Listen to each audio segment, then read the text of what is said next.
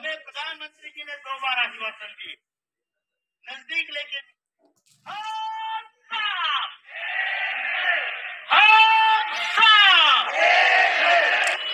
हमें प्रधानमंत्री जी ने 2 बार आश्वासन दिए, नजदीक लेके दिए, कंधे पे हाथ रख के बोला है।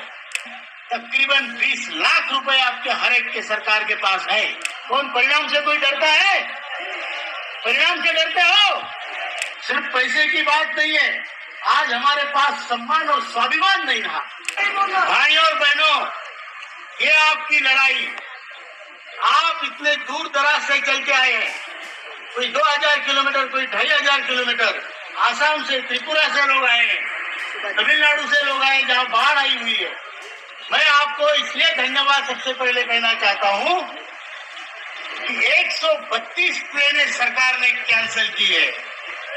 ये सरकार का डर था, आपके प्रति उनकी श्रद्धा थी, डर के मारे उन्होंने ट्रेनें बंद कर दी है। 132 ट्रेनें इसलिए बंद की, उन्होंने कहा दिल्ली में कोहरा है। आपने कोहरा देखा दिल्ली में? तो ये ट्रेनें क्यों बंद कर दी गई?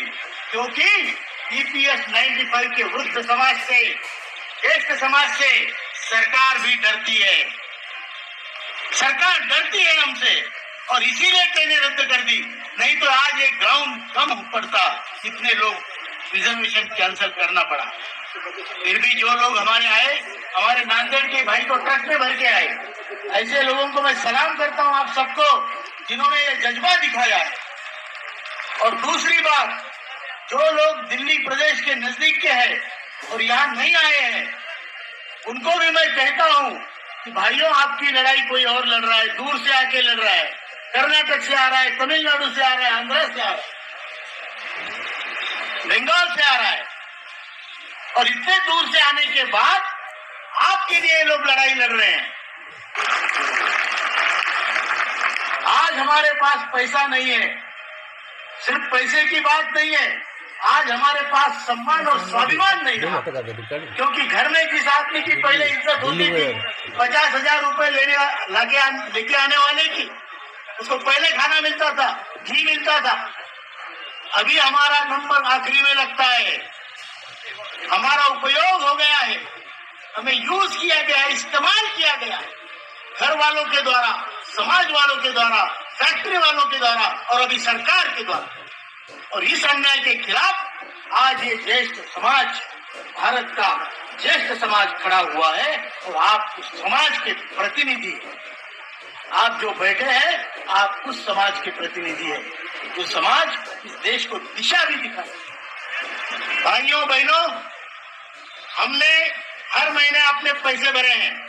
आप किसी भी बैंक में जाइए और 550 रुपए हर प्रति महीना 30 साल का आप कम्युनिटी इंटरेस्ट के साथ, जो नॉर्मल पोस्ट ऑफिस या बैंक का हिसाब होता है, उसमें देखिए आपके पैसों का मूल्यांकन तकरीबन 20 लाख रुपए आपके हर एक के सरकार के पास है।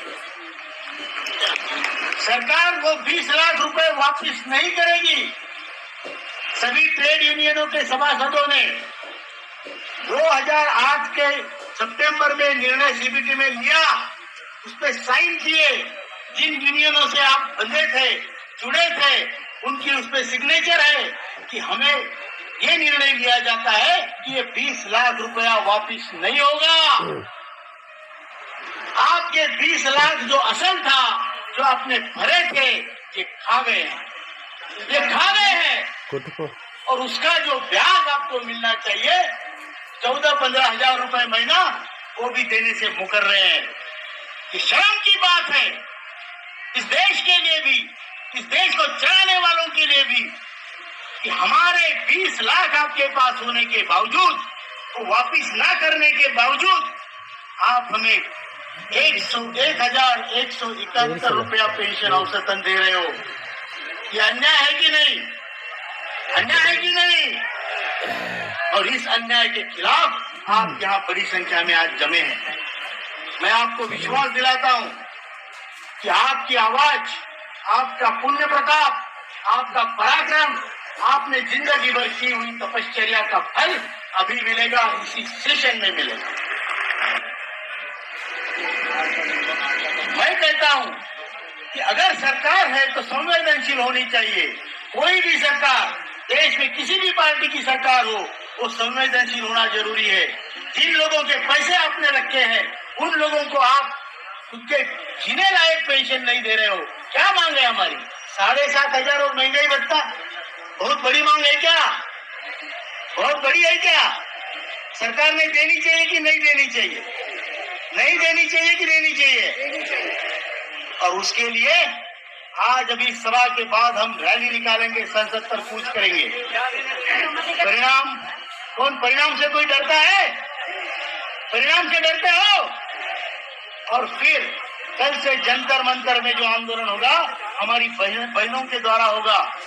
पुरुष भी हम वहां पे रहेंगे और मैं स्वयं, हमारे महासचिव आदरणीय वीरेंद्र सिंह जी, हमारे मुख्य सलाहकार पीएन पाटिल जी, हम वहां पर आमरण अनशन पर बैठ रहे हैं।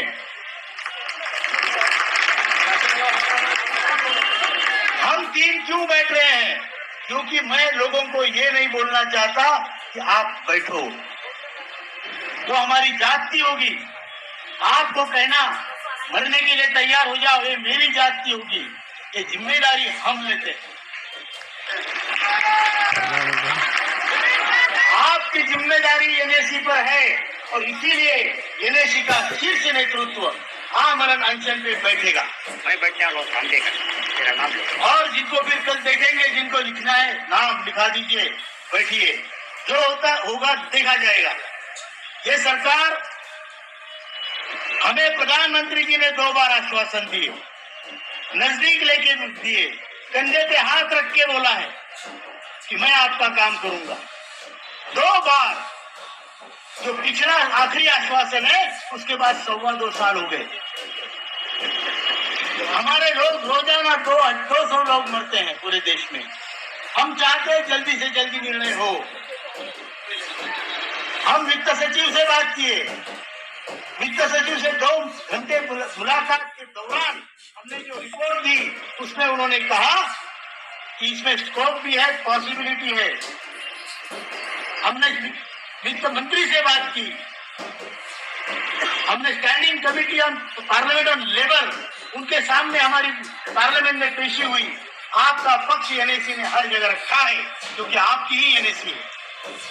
और वो पक्ष रखने के बाद सभी तरफ से हमें आश्वासन मिले हैं। लेकिन केवल आश्वासनों से पेट भरता है क्या? आश्वासनों से पेट भरता है क्या? इसके लिए अभी हमें अगर मरना भी पड़े तो हम करेंगे। हमने कल पत्रकार परिषदों में हमने कहा, सरकार अगर वृद्धों के प्रति उनके पैसे होने के बावजूद संवेदनशील नहीं है तो हमें जहाजों में डाल के समुद्र में डुबा दो, फिर चलाओ अपना देश। आपके इलेक्शन आए तो आप जो भी चाहे लुटाते हो।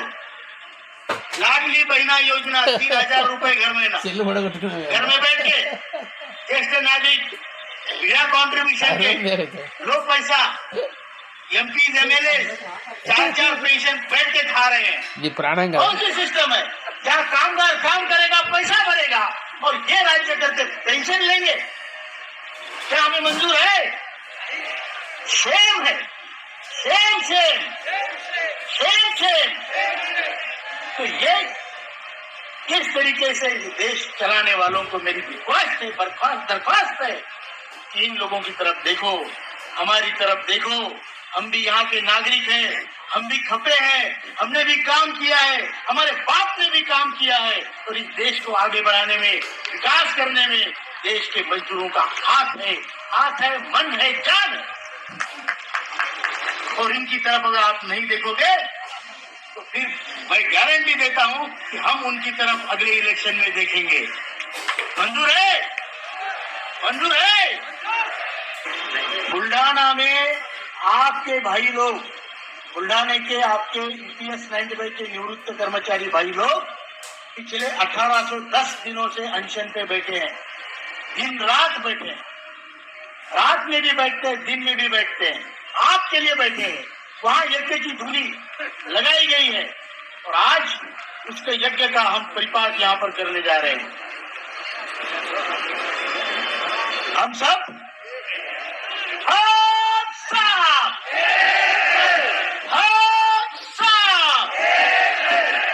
आवाज संसद तक जानी चाहिए। श्रेष्ठ भारत, श्रेष्ठ भारत, ज्येष्ठ भारत, ज्येष्ठ भारत, ज्येष्ठ भारत। धन्यवाद।